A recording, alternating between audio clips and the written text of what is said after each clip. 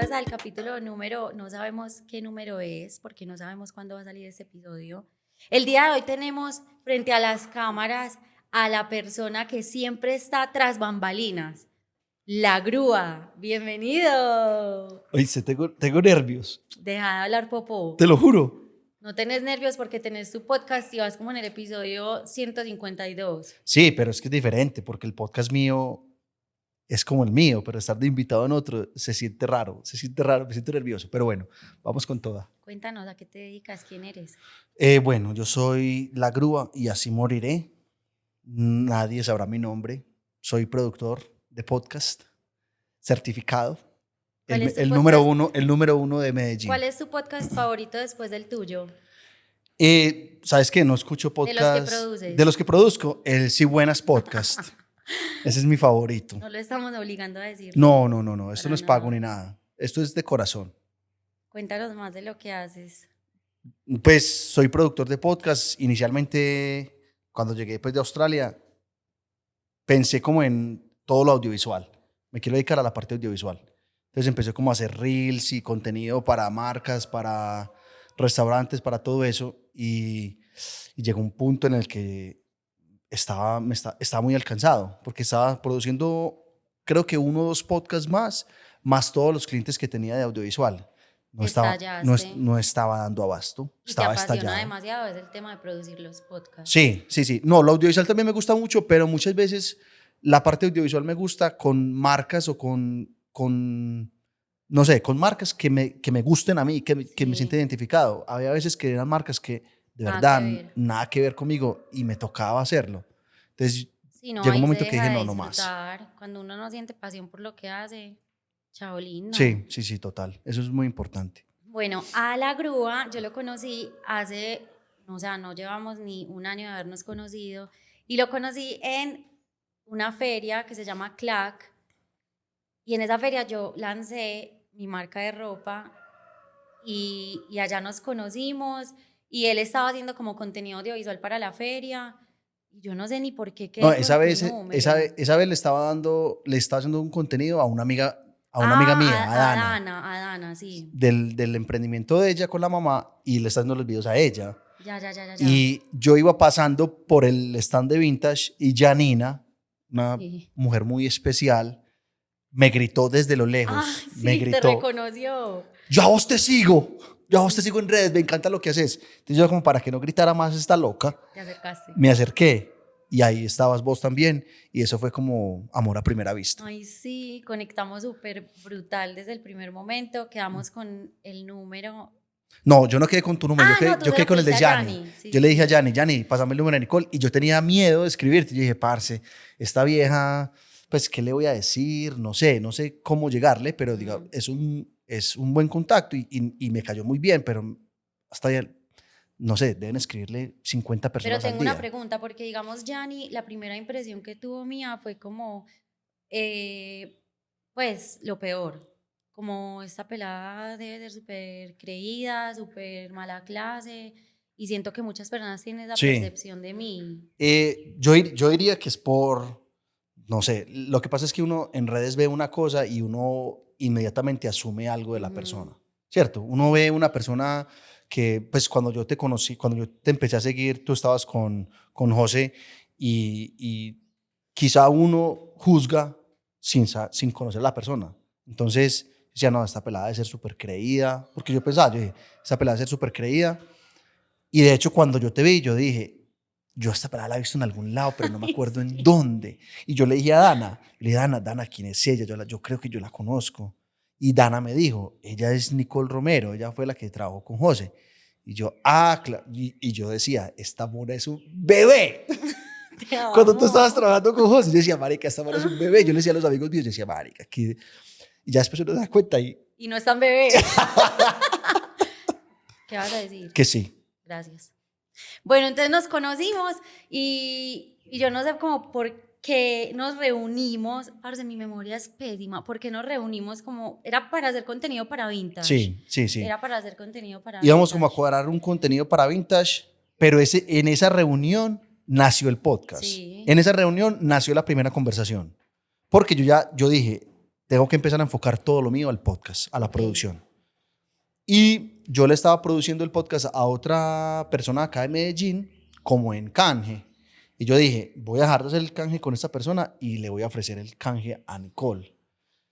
Y pues claramente también lo de Vintage, que hicimos, esto es verdad, hicimos una ida fabricato. Grabé 50 o 60 gigas de video Me acabo de acordar. que nunca salieron. Y hicimos unas tomas brutales. Ay, no, pero eso todavía existe. Hay que hacerlo. ¿O no existe? No sé, Ay, grúa. yo no sé. Yo le escribí a Nicole muchas veces y sí, sí, sí y no. Y nunca pasó. Pero como que de ahí, como que la relación se fue como afianzando mucho más. Y yo le dije, a mí me gusta mucho empujar a la gente a que haga las cosas. Yo dije, no le pongamos más peros a esto, arranquemos el podcast. Y ya Nico empezó, pues tú empezaste como con logo y todo eso, pues con las Sí. indicaciones que yo te di. No fue muy loco porque yo ya había pensado mucho en crear el podcast, pero como que no se lo había contado a nadie porque sí estaba haciendo como ese ejercicio de empezar a hacer cosas mías sin tener que pasar como por el filtro de las 20.000 personas a las que yo le preguntaba si debía o no hacerlo. Sí, Entonces cuando la grúa me dijo como que, vea, vos no te gustaría hacer un podcast, como que te veo demasiado en eso, y yo le dije, grúa, vos no me vas a creer, o sea, lo tengo acá, metido en la cabeza, y me dijo, hagámoslo. Y yo, pero yo de qué voy a hablar, y me dijo, ¿de qué no vas a hablar? Vos tenés demasiado para entregar. Y yo le dije, bueno, ¿cuánto vale? Y me dijo, no, empecemos a trabajarle. Yo sé que eso va a ser un proyecto grande. Y yo le dije, yo no quiero que esto sea como de bacán, ¿qué te puedo aportar yo a vos? Y él me dijo, Nico, mi sueño es literal dedicarme a la producción de podcast. y ahí voy, ahí voy. Entonces yo dije, listo, yo me comprometo a hacerlo todo lo posible para que te lleguen muchas personas de mi lado. Y ya han llegado varias personas de este Demasiadas, lado. demasiadas, demasiadas. O sea, y no solamente eso, sino que, por ejemplo, cuando, y te lo decía yo ahorita, cuando yo doy asesorías, mucha gente se basa en tu podcast para, como un referente de a qué se quieren parecer. Yo les digo a ellos, no hagan como control C, control V, no hagan exactamente lo que hace Nicole, pero pueden como replicar ciertas cosas con la esencia propia de cada persona. Claro, cada persona Pero tiene su siempre esencia. eres tú como referente. Entonces, como que cuando nació ese proyecto, también nacieron muchas cosas indirectamente para mi empresa. Y yo creo que ese es uno de los motivos por los cuales no he dejado de hacer los podcasts contigo. Es porque se ha visto, el beneficio ha sido mutuo Total. y esa es como la forma en la que tú me estás pagando a mí. Voy a llorar. No, me parece demasiado bonito, la verdad. Porque yo a veces cuando terminamos los episodios, yo, Grúa, te lo juro que yo te voy a pagar demasiado. Y él me dice, ¿vos me estás pagando? Ya me estás pagando hace rato. Y eso a mí me hace sentir súper feliz porque cada día estás más cerca de ser mucho más grande porque ya sos demasiado teso en lo que haces y ya tenés personas demasiado tesas haciendo podcast con vos. Sí, yo creo que eso es el fruto pues de un trabajo y la gente cree que o quiere que todo sea inmediato. No. Hay que entender un poquitico el proceso y respetarlo. Nadie puede arrancar en la cima de una sin tener unas bases iniciales. Y hay que ser muy constante. Parce, yo diría que eso es de las cosas más importantes. Creer en uno mismo es el primer paso y ser constante es otra. Yo diría que otra muy importante también es las personas con las que uno se rodea, porque todo eso se 100%, pega. 100%. Entonces, pero al final es el fruto del sacrificio, del trabajo. Mucha gente, no sé, o sea, yo me quedo hasta las 12, 1 de la mañana editando episodios y nadie ve eso. Yo diría que todo el mundo ve la vida perfecta en Yo Instagram, sí lo veo. pero sí, Nicole es testigo pues porque yo a las 12 de la noche le escribo, mírame lo que estoy haciendo.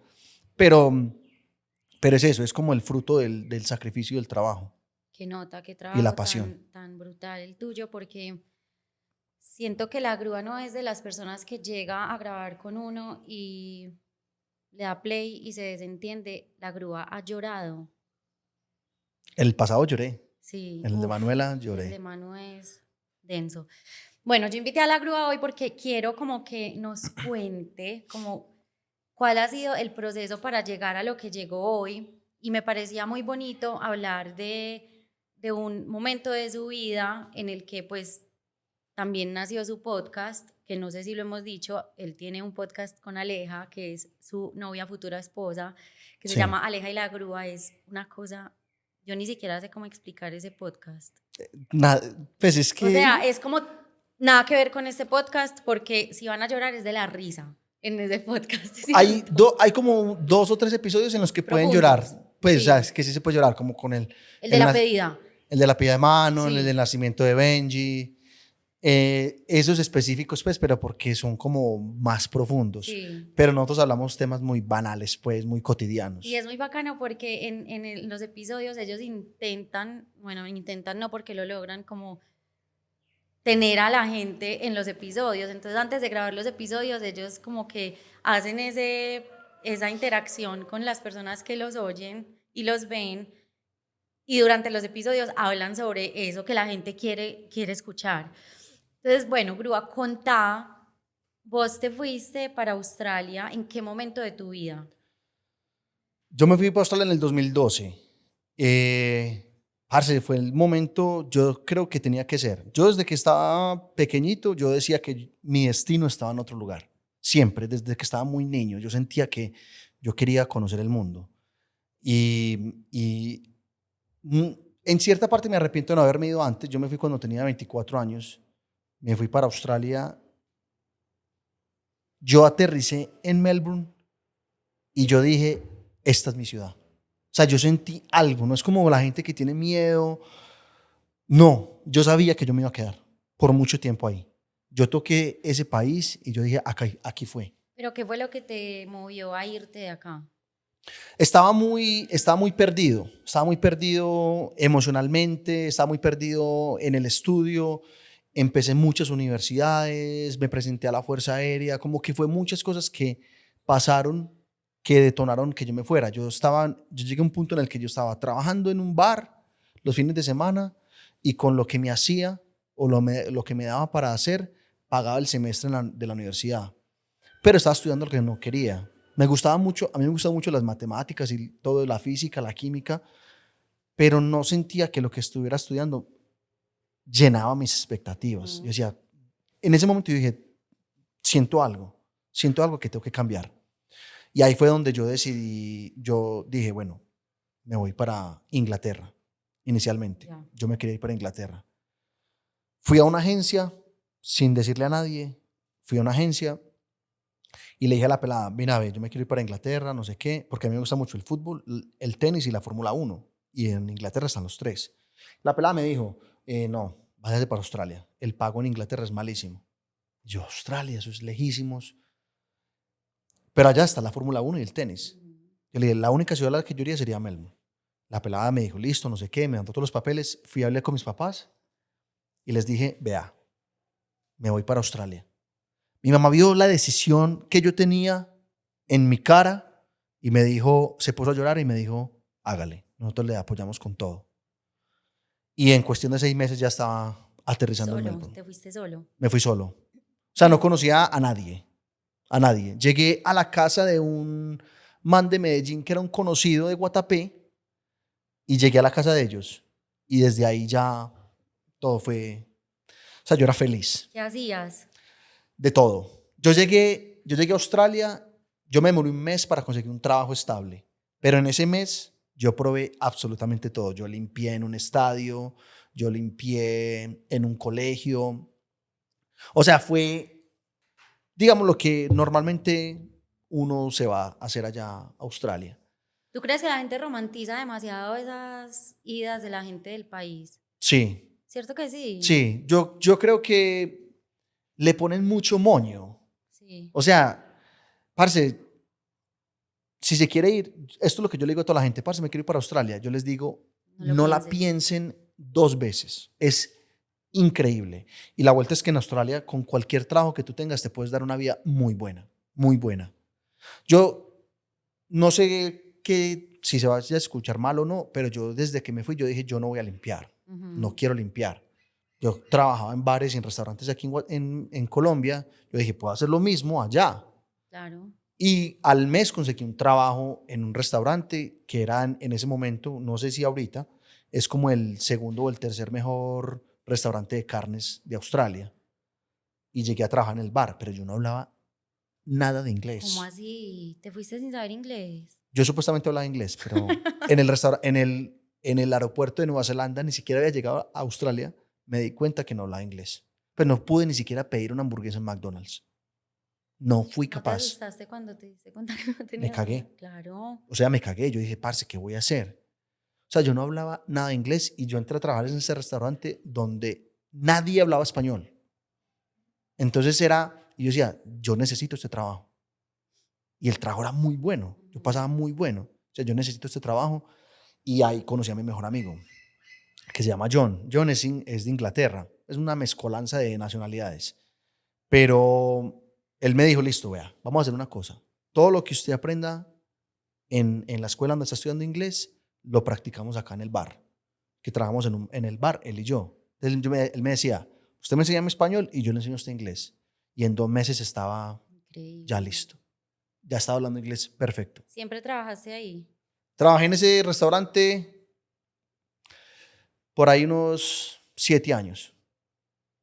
¿Cómo así? ¿Cuánto tiempo estuviste en Australia? Yo estuve en Australia 10 años. Grúa, pues te juro que yo tenía en mi mente que habías estado como un año. Yo viví en Australia 10 años. Yo llegué el año pasado.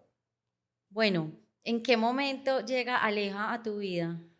Porque fue en Australia, ¿cierto? Sí, sí, Aleja y yo nos conocimos en Australia. Ella vivía con una amiga mía de acá de Medellín, que en estos momentos esa amiga es la novia de mi mejor amigo No y te llevan creo. 55 años. Em, y ellas fueron a una carrera de la Fórmula 1. Y la amiga mía puso unas fotos en Facebook en la carrera y puso unas fotos con Aleja. Y yo dije, ¿Quién es ese bebé? ¿quién es este bebé? ¿Quién es este bebé? Aleja cuando esté escuchando este episodio se va a dar cuenta. Se va a cagar de la risa. Porque siempre cuento lo mismo. Yo la agregué Facebook. al Facebook, la agregué y le escribí como, ¿vos quién sos? Y ella me dijo, deja de ser tan pato, vos sos la grúa, el amigo de Catalina. Y yo le dije, ay, sí, perdón, es que no sabía cómo romper el hielo. Y desde ahí seguimos hablando, pero siempre era como solamente de mensajes. No se Nunca veían. nos veíamos. Hasta que yo le dije como, parce, ¿sabes qué? O sea, me rehúso a ser amigo de vos por mensajes. Ya no quiero ser más tu amigo por mensajes. Veámonos. Y me acuerdo muy bien Y los dónde... dos vivían en Melbourne. Sí, me acuerdo muy bien dónde nos vimos. Alejandra llevaba como 6 o 7 meses en Melbourne. Yo llevaba casi 3 años. Un poquitico más de 3 años. Y yo venía pues de una tusa.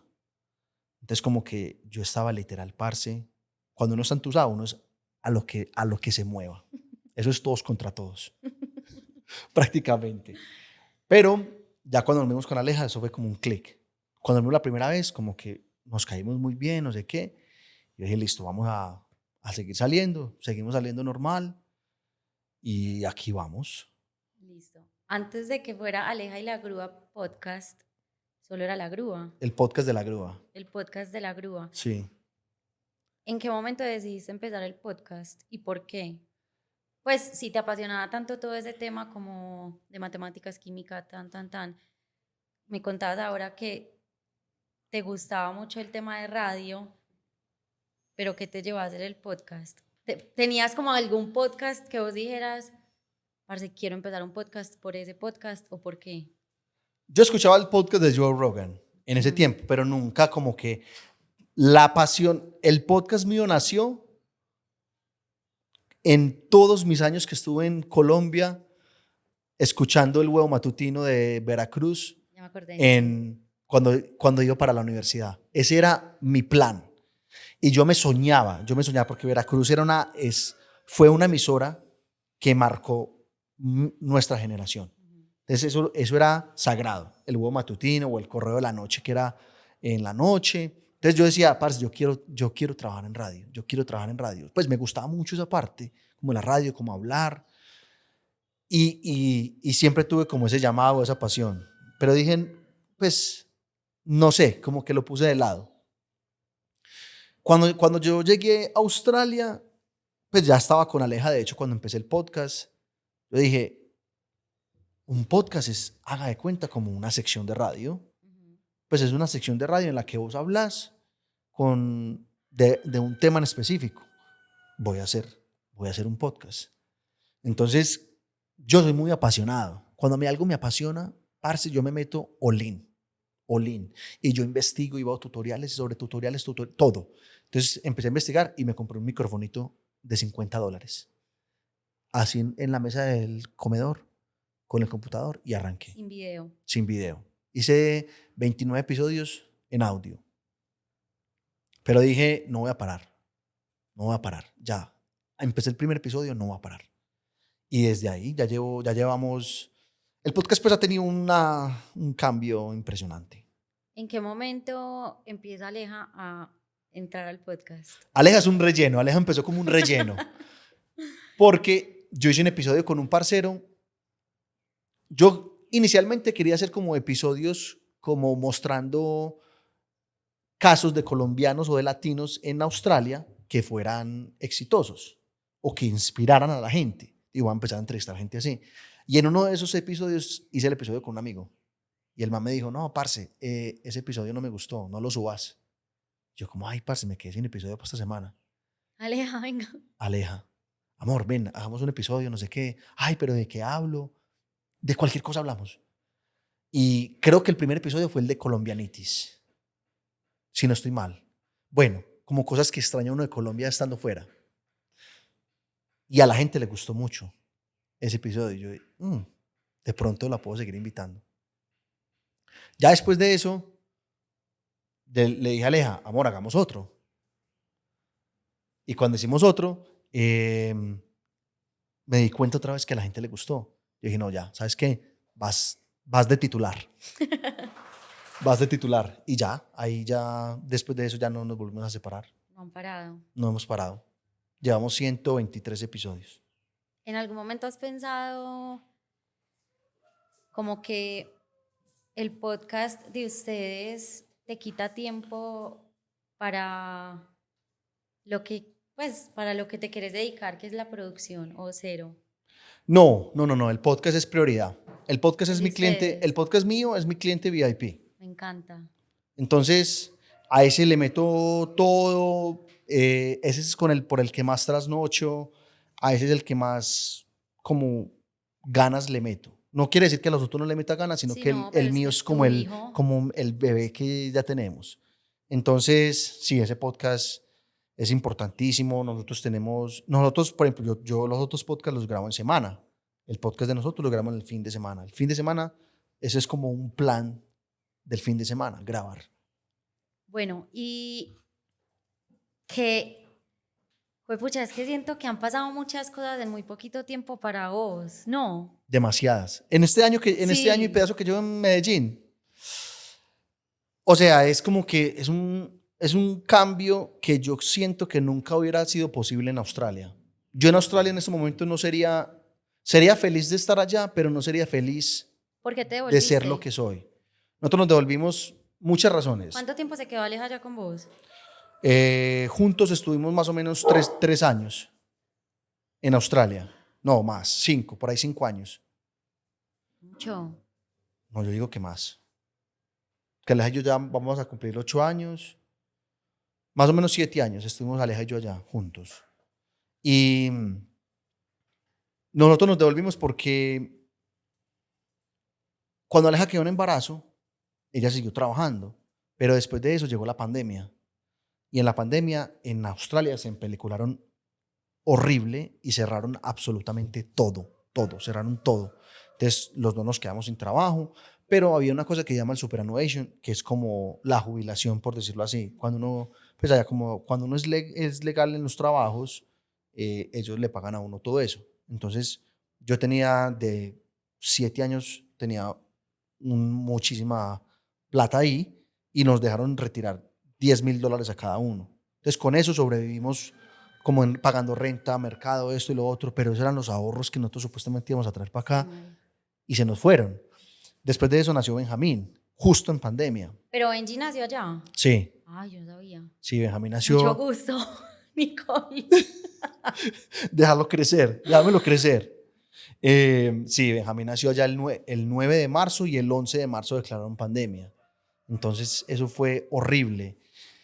Aparte de eso, pues hubo una calamidad en la familia, que eso también a mí me dio muy duro. Tu primo. Sí, entonces a mí eso me dio demasiado duro. Entonces fue como una mezcla de muchas cosas que nosotros dijimos, vámonos para Colombia, no, ya no queremos estar más acá, no queremos estar como lejos de la familia.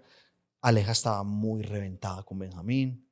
Entonces, después de eso nos fuimos a vivir con unos amigos a otra casa y éramos 6. Pero el problema era que el único que trabajaba era yo. Entonces yo trabajaba de 6 de la mañana a 5 de la tarde, de lunes a viernes. Yo llegaba a la casa a recibir a Benjamín y era así, Sí, sin cero calidad de vida. cero, cero. Nosotros dijimos, vámonos, vámonos, vámonos. Y creo que fue muy buena decisión el habernos venido, porque como te dije ahorita, yo siento que la vida mía en Australia no sería la misma que tengo ahorita. No hubiera podido llegar a donde estoy llegando en estos momentos. ¿Qué sigue? Sigue, qué buena pregunta. No, vos la tenés clara. Sí, sí, Estás sí, la tengo muy clara. estructurándola en En tu estos cabeza. momentos estoy estructurando la respuesta.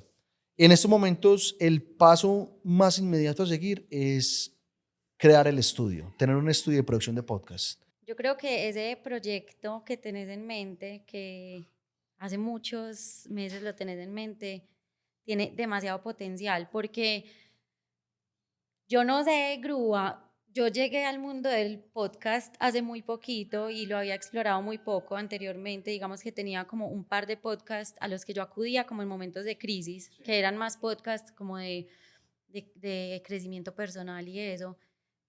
No sé si antes estaba este boom, pero siento que en este momento hay un boom impresionante. Me parece una nota.